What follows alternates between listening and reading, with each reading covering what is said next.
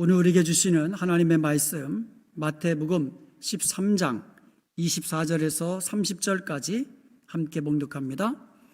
예수께서 그들 앞에 또 비유를 들어 이르시되 천국은 좋은 씨를 제밭에 뿌린 사람과 같으니 사람들이 잘 때에 그 원수가 와서 곡식 가운데 가라지를 덧뿌리고 갔더니 싹이 나고 결실할 때에 가라지도 보이거늘 집주인의 종들이 와서 말하되 주여 밭에 좋은 씨를 뿌리지 아니하였나이까?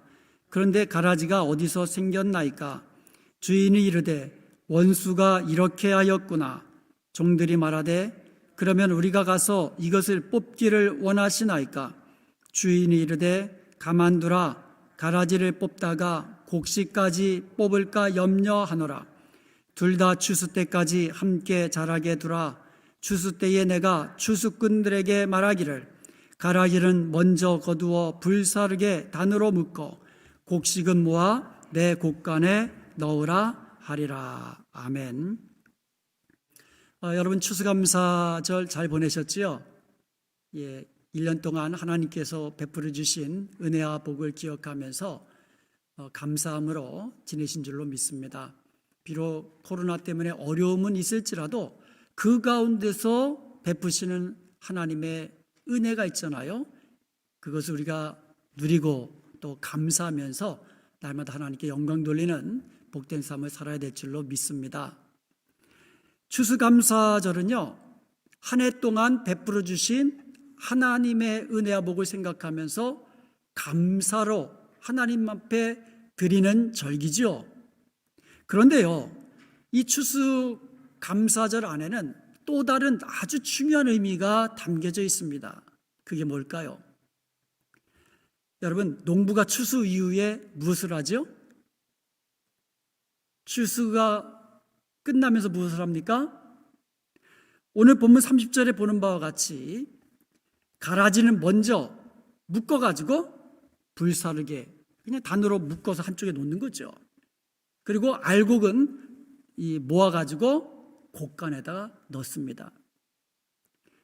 마태복음 3장 12절에 보면 손에 키를 들고 자기의 타작마당을 정하게 하사 알곡은 모아 곡간에 들이고 쭉정이는 꺼지지 않는 불에 태우시리라. 이 세상 끝날에는요, 마지막 영적 추수가 있습니다.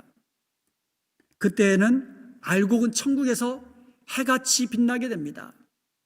그리고 영원한 기쁨을 누리게 됩니다. 그러나 가라지는 멸망받고 지옥불에 던져서 영원히 고통받게 되는 것입니다.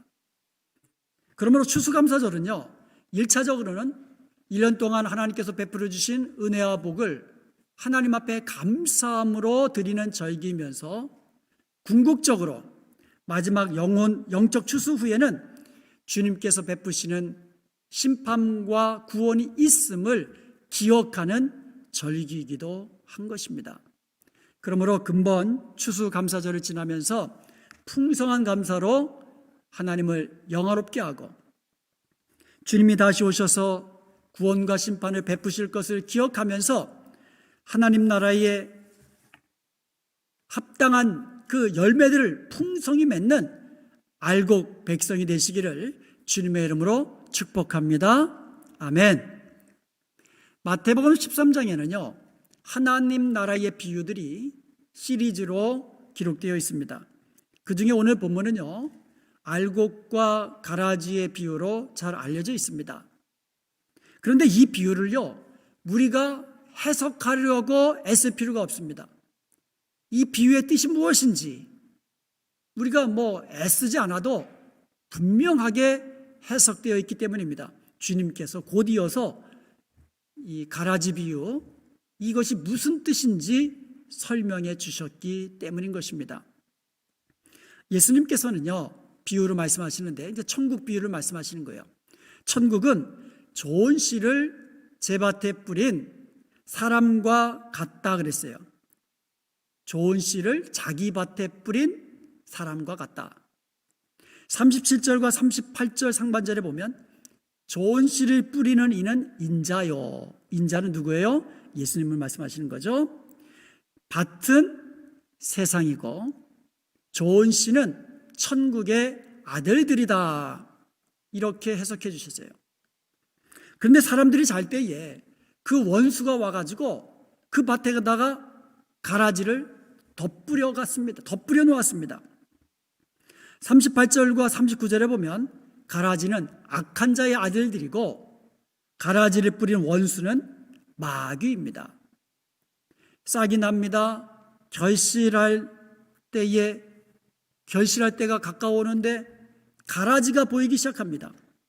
종들이 주인에게 묻습니다. 우리가 가서 이 가라지를 뽑을까요? 그러자 주인이 대답합니다. 29절과 30절입니다. 가만두라. 가라지를 뽑다가 곡식까지 뽑을까 염려하노라.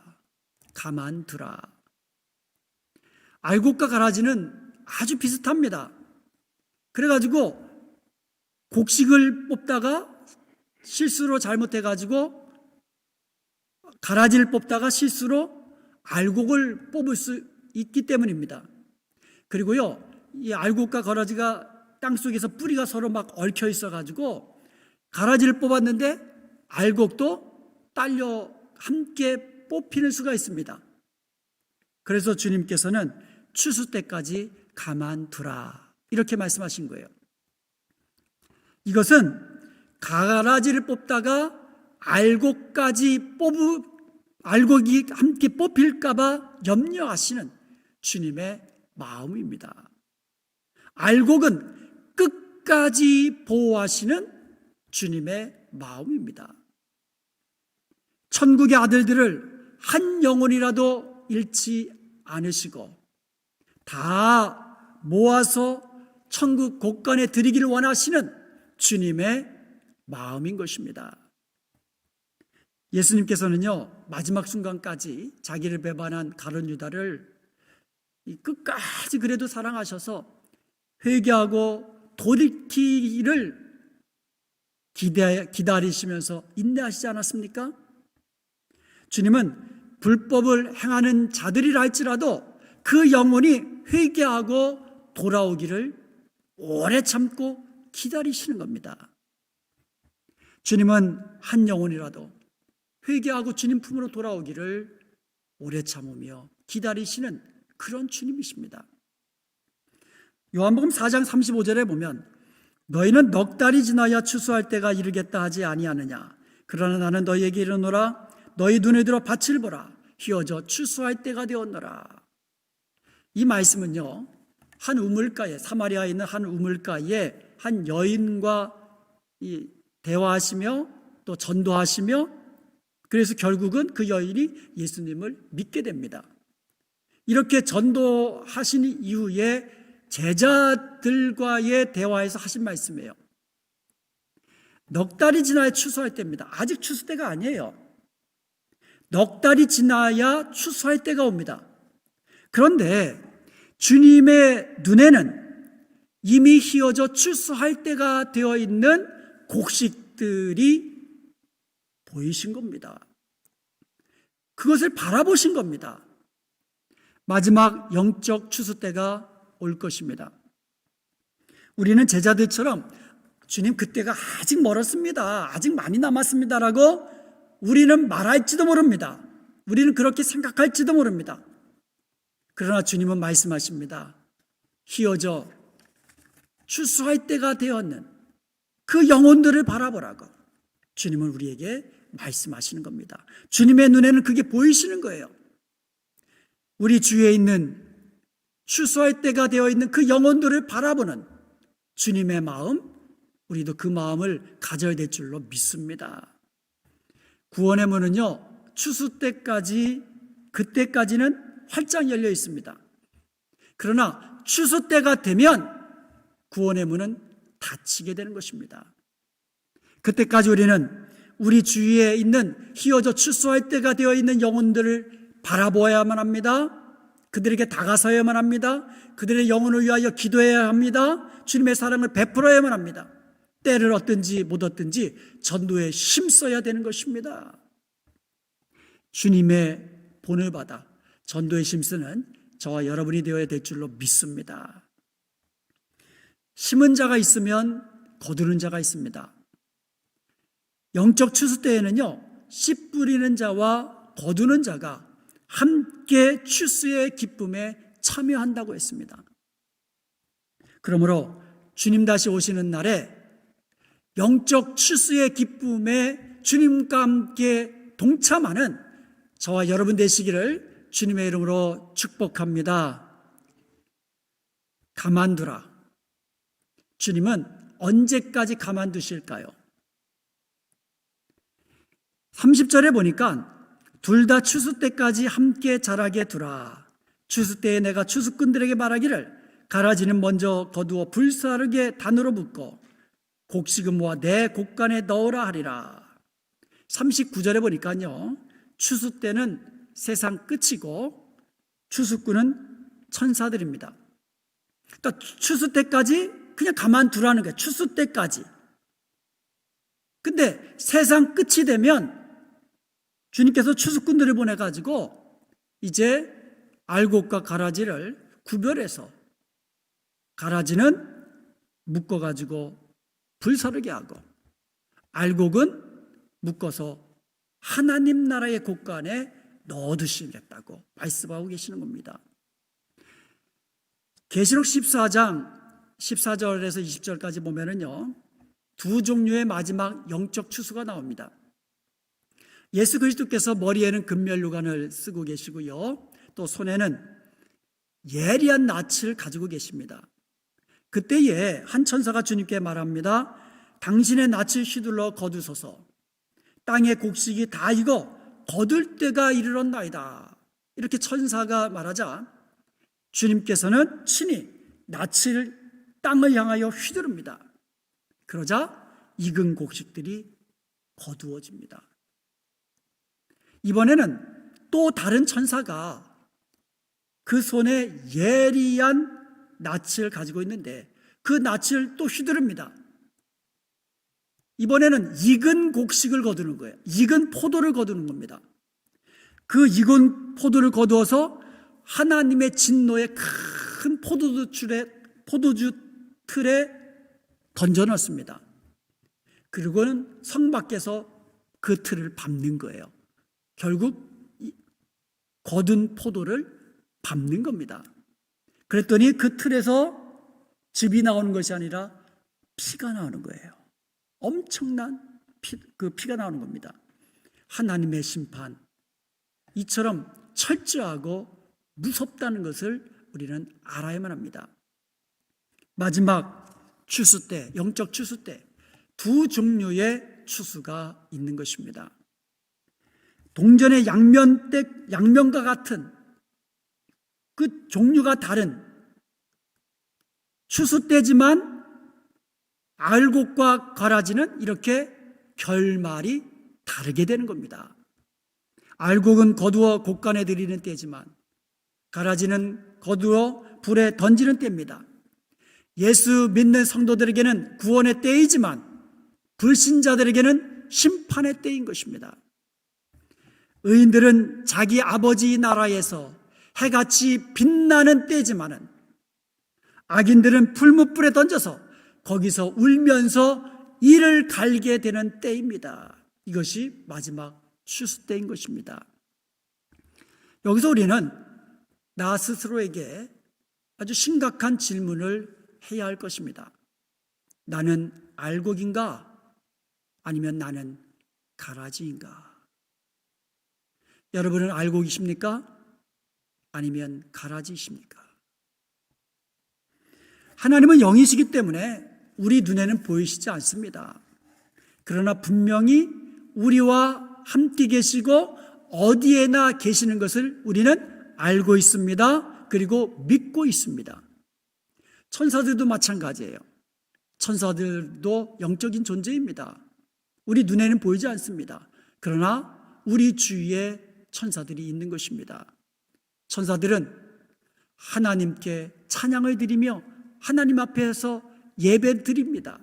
그리고 천사들은요, 하나님의 메시지를 우리에게 전해주고요, 위험에 빠진 성도들을 도와주기도 합니다.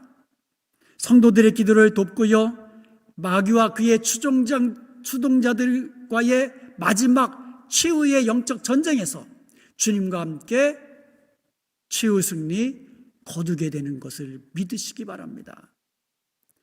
마찬가지로 마귀도 마찬가지예요. 하나님을 대적하는 마귀도 영적 존재이기 때문에 우리 눈에는 보이지 않습니다.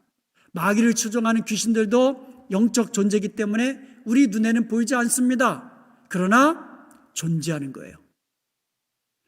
마귀와 귀신들도 우리 주위에 항상 존재하는 것을 우리는 알아야만 합니다. 마귀는 우는 사자처럼 삼킬 자를 찾아 두루 다니고 있습니다.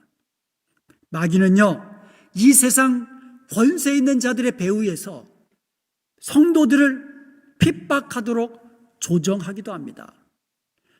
마귀는요, 이 세상 부귀 영화가 마치 자기 손에 있는 것처럼 세상 사람들을 속입니다. 세상 사람들을 미혹합니다. 그래서 자기에게 경배하도록 합니다.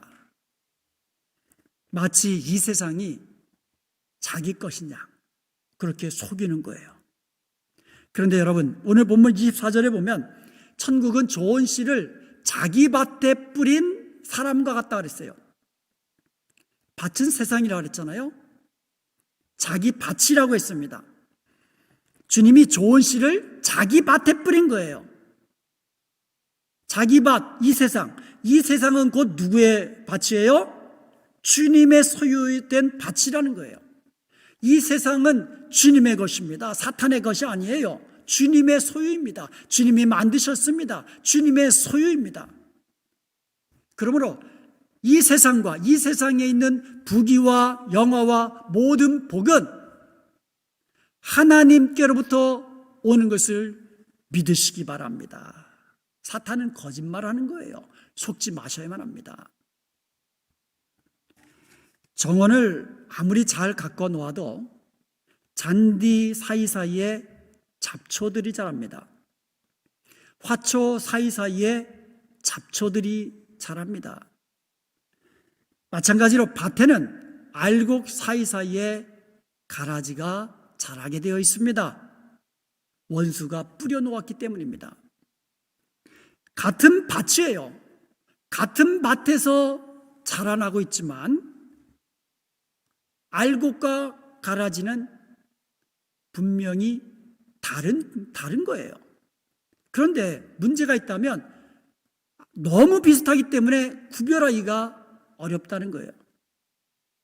이 세상에 알곡과 가라지 함께 있습니다.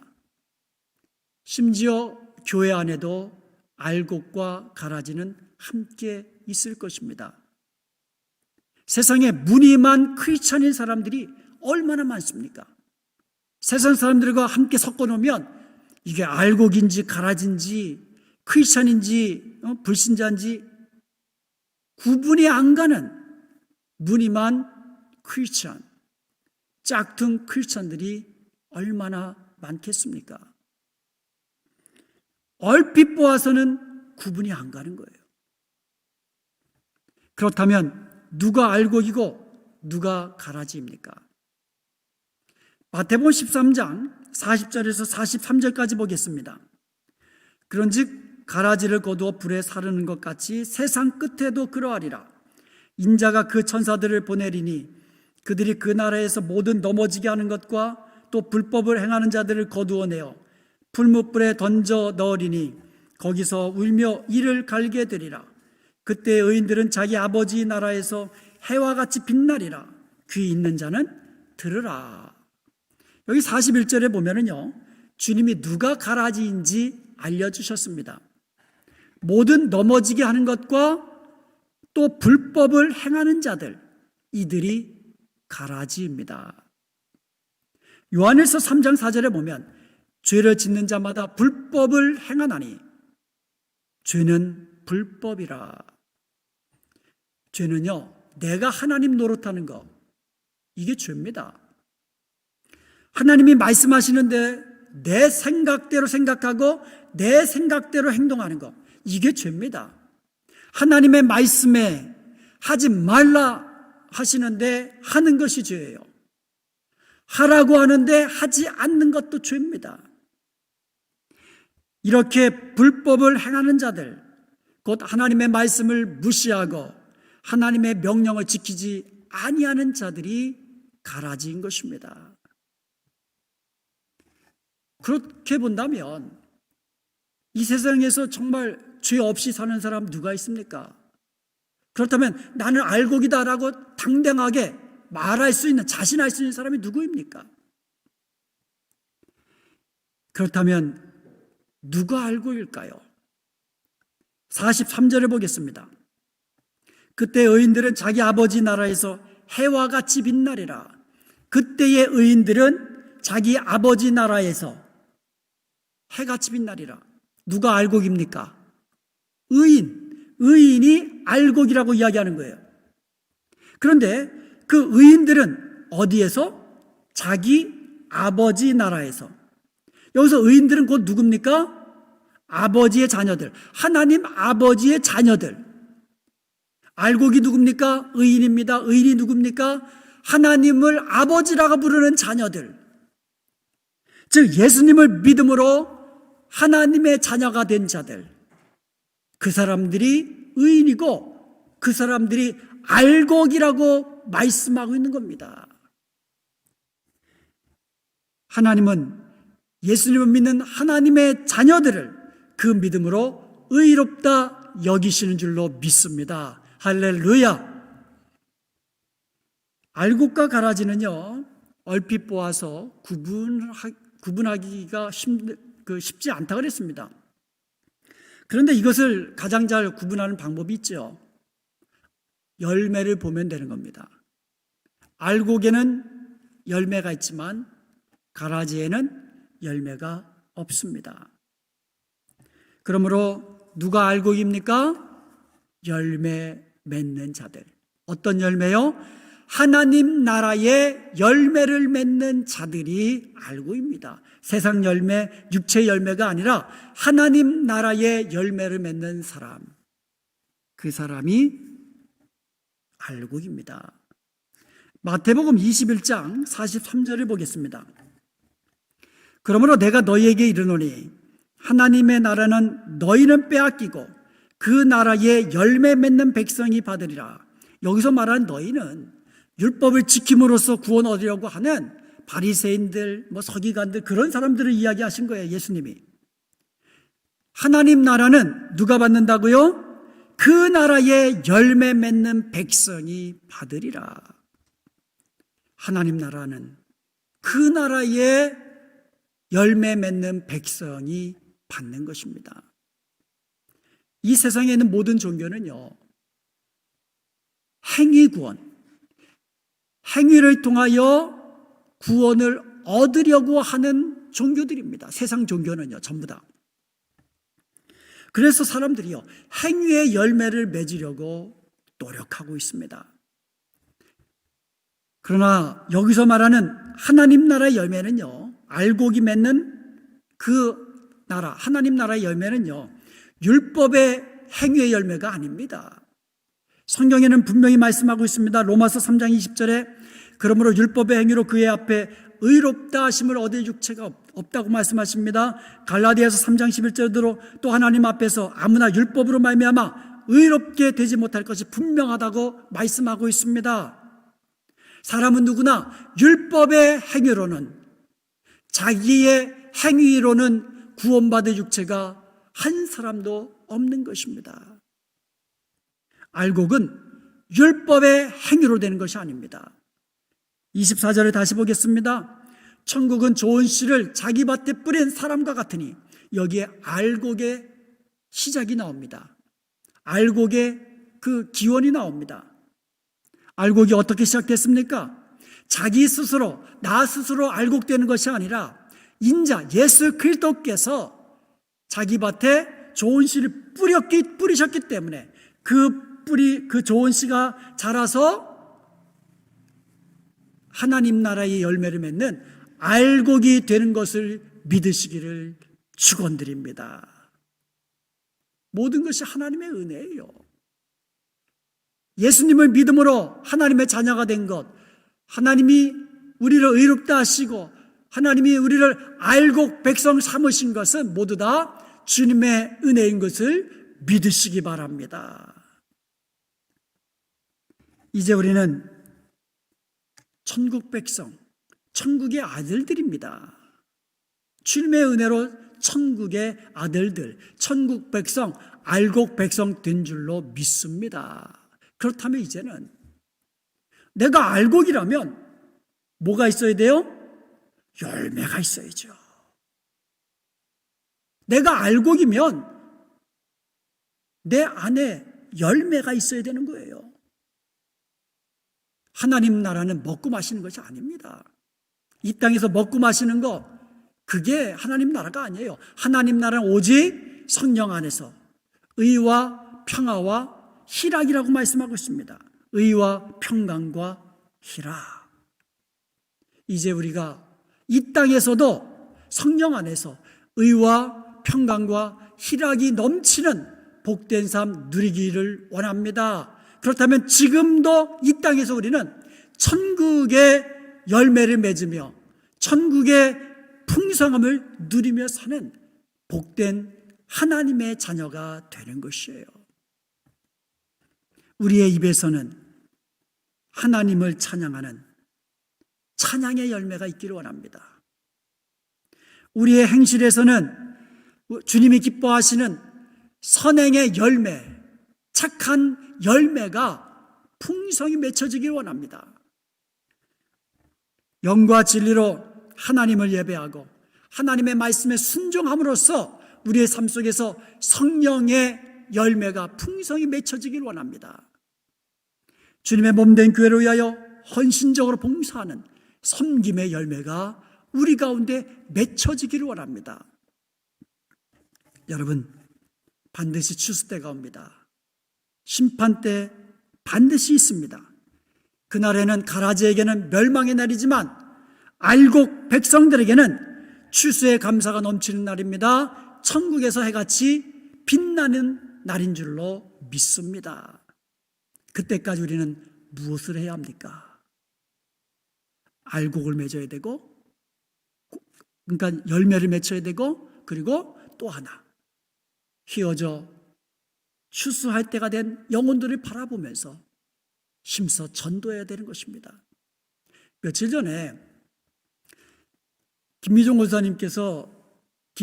권사님의 전화로 모르는 전화가 왔대요. 818 전화로, 이 벨리 전화로. 그래서 모르는 전화라 받지 않으셨습니다. 그랬더니 끊자마자 곧이어서 김용신 장로님 전화로 같은 번호로 전화가 온 거예요. 그러니까는 이 본능적으로 야, 이거는 꼭 받아야 될 중요한 전화구나 해가지고 장로님이 받으셨어요. 여보세요? 그랬더니 전화기 안에서 코로나로 인하여 얼마나 어려움이 많으십니까? 이런 전화가 오더라는 거예요. 그래서 장로님은 속으로 야, 이 코로나로 좀 어렵기 때문에 좀 도와주려고 하는 거구나 이렇게 생각했는데, 이 코로나의 어려움을 이기는 방법이 성경에 있습니다. 그러면서 성경 공부하자는 거예요. 냄새가 나죠? 이단 냄새가 납니다. 여러분, 이 코로나 때에도 이단들은요, 가라지도 자기 영역을 넓히려고 그렇게 애쓰고 힘쓰고 있는 것을 봅니다. 그렇다면 우리 알곡 백성, 천국의 아들들 어떻게 해야 될까요? 그들보다도 더 힘쓰고 애써서 때를 얻든지 못 얻든지 주님의 마음으로 영혼을 바라보면서 휘어져 추수할 때가 된 그 영혼들에게 복음을 전하며 전도해야 될 줄로 믿습니다. 그리하여 우리 성도들은요, 주님 다시 오시는 그날, 이 땅에서 알곡 백성 그날 사모하면서 이 땅에서 알곡 백성답게 하나님 나라의 열매를 풍성히 맺히며 한 영혼이라도 더 전도하고 구원하여서 천국에서 영혼 출세의 기쁨을 주님과 함께 누리는 해같이 빛나는 복된 저와 여러분이 되시기를 주님의 이름으로 축원드립니다.